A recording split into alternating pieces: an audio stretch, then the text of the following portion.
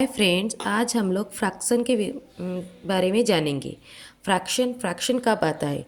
जब कोई एक पार्ट को, कोई एक चीज़ को, कोई एक होल टोटल कंप्लीट चीज़ को अगर इक्वल पार्ट में अगर हम लोग डिवाइड कर लेंगे तो उसका ईच पार्ट को हम लोग क्या बोलेंगे ना, उस टाइम पे वो क्या होगा ना, उसका पार्ट्स को हम लोग फ्रैक्शन बोलेंगे। ठीक है, मतलब ये एक होल गोल था, सर्कल था, उसको मैंने क्या किया ना, फोर इक्वल पार्ट में डिवाइड कर लिया, तो उसका हर एक पार्ट को फ्रैक्शन बोलेंगे।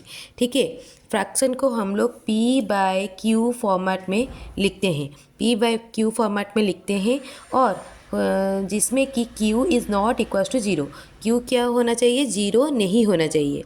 उसका ऊपर वाला पार्ट को हम लोग क्या बोलते हैं ना, न्यूमेरेटर और नीचे वाला पार्ट को बोलते हैं डिनोमिनेटर।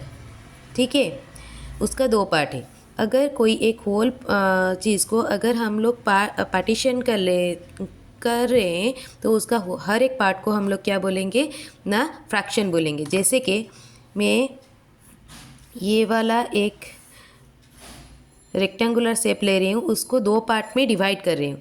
उसका एक पार्ट को मैंने लिया है, ये वाला शेडेड पार्ट को लिया है। ये वाला शेडेड पार्ट को मैं क्या लिख सकती हूँ ना, 1/2। क्योंकि ये वाला मैंने होल रेक्टेंगल को मैंने दो इक्वल पार्ट में डिवाइड किया, इसलिए इसका डिनोमिनेटर में मैंने 2 लिखा। और उसका सिर्फ मैंने एक ही पार्ट लिया, इसीलिए उसको मैंने क्या लिखा ना, 1 लिखा। ठीक है, वैसे ही और एक रेक्टेंगल को मैंने 3 इक्वल पार्ट में डिवाइड किया, उसका मैंने 2 पार्ट ही लिया। ठीक है, मैंने कितना पार्ट लिया, 2 पार्ट लिया। तो उसको मैंने फ्रैक्शन के फॉर्मेट में कैसे लिखना है, मैंने कितने पार्ट में डिवाइड किया, पहले इसको 3 पार्ट में डिवाइड किया। कितना पार्ट लिया, 2 पार्ट लिया, तो 2/3। ठीक है, ये ऐसे फ्रैक्शन को ऐसे लिखते हैं। उसका 2 पार्ट है, ऊपर वाला पार्ट को न्यूमरेटर बोलते हैं और नीचे वाला पार्ट को क्या बोलते हैं ना, डिनोमिनेटर बोलते हैं। अभी आते हैं टाइप्स के ऊपर। ठीक है, कितना टाइप का फ्रैक्शन होता है। ठीक है, पहला वाला फ्रैक्शन है प्रॉपर फ्रैक्शन। प्रॉपर मतलब जिसमें न्यूमरेटर क्या होगा ना, छोटा होगा डिनोमिनेटर से। ऊपर वाला पार्ट जो है वो छोटा होगा नीचे वाला पार्ट से। ठीक है, जैसे कि हो गया 1/2, 2/9, 4/6, 7/8। मतलब ऊपर वाला छोटा होगा नीचे वाले से, न्यूमरेटर जो है वो छोटा होगा डिनोमिनेटर से। ठीक है, ऊपर में छोटा रहेगा और नीचे में बड़ा वाला नंबर रहेगा। ठीक है, तब ये होगा क्या ना, अगर p/q फॉर्मेट में हम लोग लिख रहे हैं और q is not equal to zero, so p always will less than q in the proper fraction. ठीक है, अभी आते हैं इम्प्रॉपर फ्रैक्शन। इम्प्रॉपर फ्रैक्शन मतलब वो प्रॉपर फॉर्मेट में नहीं रहता है। मतलब उसका न्यूमरेटर क्या होता है ना, बड़ा होता है डिनोमिनेटर से। न्यूमरेटर क्या होता है ना, बड़ा होता है डिनोमिनेटर से। जैसे कि 3/2 हो गया, 9/7 हो गया, 6/5 हो गया, देन 8/2 हो गया। तो ये वाला सब क्या हो गया ना, इम्प्रॉपर फ्रैक्शन, जिसका कि न्यूमरेटर क्या होगा ना, बड़ा होगा डिनोमिनेटर से। अगर p/q फॉर्मेट में हम लोग एक फ्रैक्शन को लिख रहे हैं और q is not equal to zero, so p is greater than, always greater than q। ठीक है, इसको बोलते हैं इम्प्रॉपर फ्रैक्शन। देन आता है मिक्स्ड फ्रैक्शन।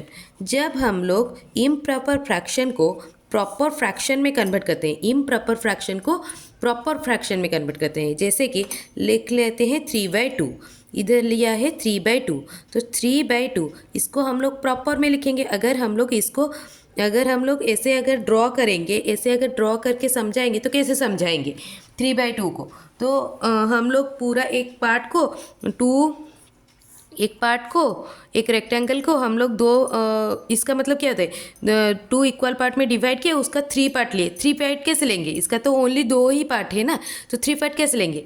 तो इसके लिए इसको अगर हम लोग कोई एक डायग्राम के थ्रू अगर समझाना चाहें, पहले हमें इम्प्रॉपर फ्रैक्शन को क्या करना है, इम्प्रॉपर फ्रैक्शन को प्रॉपर फ्रैक्शन में कन्वर्ट करना है। प्रॉपर फ्रैक्शन में कैसे करेंगे, तो 3/2 लेट लिया है, इसको पहले डिवाइड करेंगे।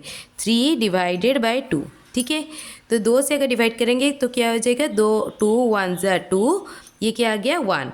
तो ये वाला जो है ये है होल नंबर, ये पूरा का पूरा नंबर है।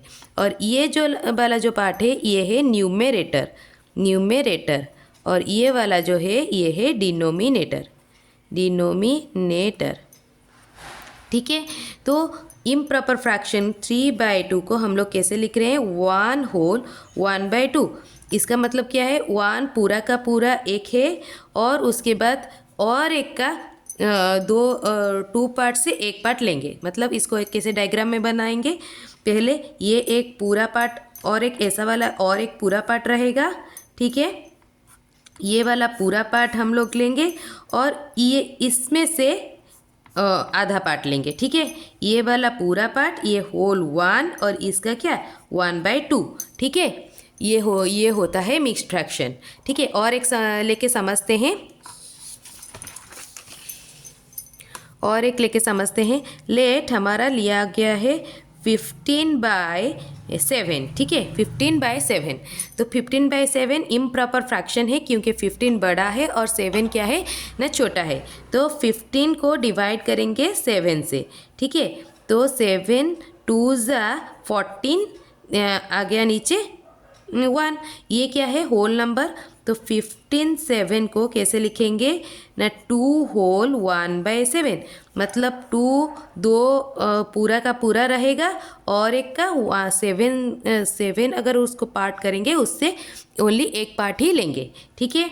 तो ये 1, ये 2 और एक ये 3, इसको 7 पार्ट करेंगे, 1 2 3 4 5 6, ठीक है। उसका 1 2 3 4 5 6 7, ठीक है, 7 पार्ट किए।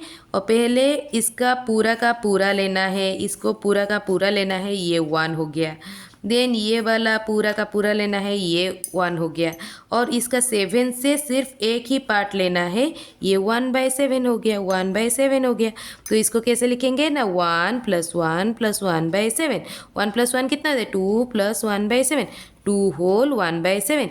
ये होता है मिक्स्ड फ्रैक्शन, ठीक है। मिक्स्ड फ्रैक्शन समझ में आया। अभी आते हैं और एक टर्म के ऊपर, लाइक्ड फ्रैक्शन। क्या है ना, liked fraction, liked fraction. Liked fraction क्या है, लाइक्ड फ्रैक्शन 2 फ्रैक्शन दिया गया है, जैसे कि 1/2 और 2/4। तो हम लोग ये क्या करेंगे ना, इसका न्यूमरेटर से इसका डिनोमिनेटर को और इसका डिनोमिनेटर से इसका न्यूमरेटर को मल्टीप्लाई करेंगे। जैसे कि 1 × 4 कितना आया 4 और 2 × 2 कितना आया 4। दोनों में क्या हुआ ना, सेम वैल्यू आया। तो 1/2 एंड 2/4 आर कौन सा वाला फ्रैक्शन, लाइक्ड फ्रैक्शन। ये दोनों क्या है, लाइक्ड फ्रैक्शन। अगर इक्वल नहीं आया, अगर इक्वल नहीं आया, जैसे कि एग्जाम्पल 1/2 और 1/3, तो हम लोग क्या करेंगे, इसका ऊपर से इसका नीचे में 1 × 3, देन 2 × 1 × 3 कितना हुआ 3, और 2 × 1 कितना हुआ 2। तो ये दोनों क्या है, अलग अलग है, डिफरेंट है, दोनों क्या है, डिफरेंट है। तो 1/2 और 1/3 क्या हो गया ना, ऑन लाइक्ड फ्रैक्शन। दोनों अलग अलग फ्रैक्शन है, ठीक है, दोनों अलग अलग फ्रैक्शन है, ठीक है।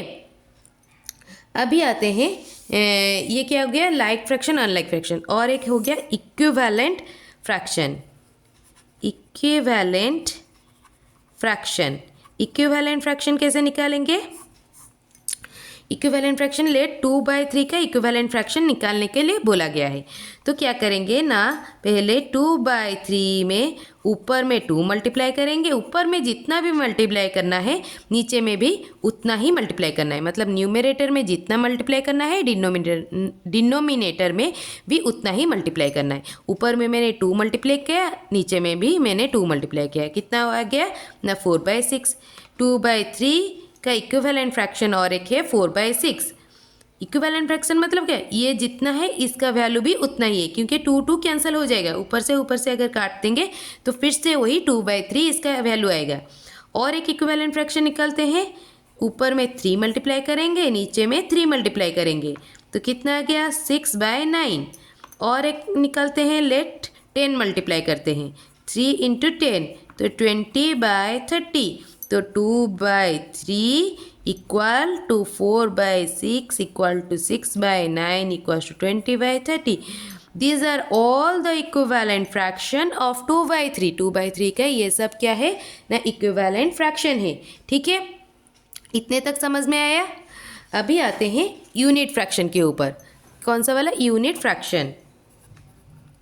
यूनिट फ्रैक्शन, यूनिट फ्रैक्शन होता क्या है, जब कोई एक फ्रैक्शन का ऊपर वाला न्यूमरेटर अगर 1 है मतलब 1/2, 1/3, 1/4, 1/5, these all are unit fraction. क्योंकि इसका न्यूमरेटर क्या होगा, यूनिट फ्रैक्शन का न्यूमरेटर क्या होगा ना, ऑलवेज इक्वल्स टू 1 होगा, ऑलवेज इक्वल्स टू 1 होगा। ठीक है,